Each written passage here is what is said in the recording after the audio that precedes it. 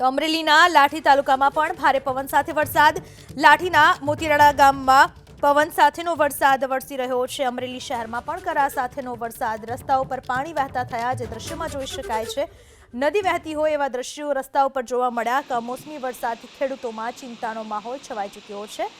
લોકોના વાહનો પણ બંધ પડી ગયા. એ રીતે રસ્તાઓ પર વરસાદી પાણી વહેતા થયા અને જે દ્રશ્યમાં જોઈ શકાય છે, રસ્તા પર જે રીતના પાણી વહેતા થયા, જાણે કોઈ નદી નાળા હોય એ રીતના ચોમાસા સમાન પાણી અત્યારે ભર ઉનાળે રસ્તાઓ પર વહેતા થયા.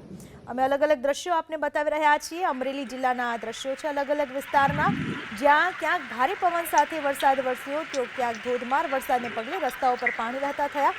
વાવાઝોડા સાથેનો આ વરસાદ, જેના કારણે ખેડૂતોમાં ચિંતા સતાવી રહી છે.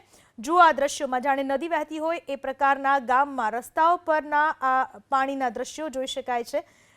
પશુ પક્ષીઓ પણ હેરાન થઈ ગયા.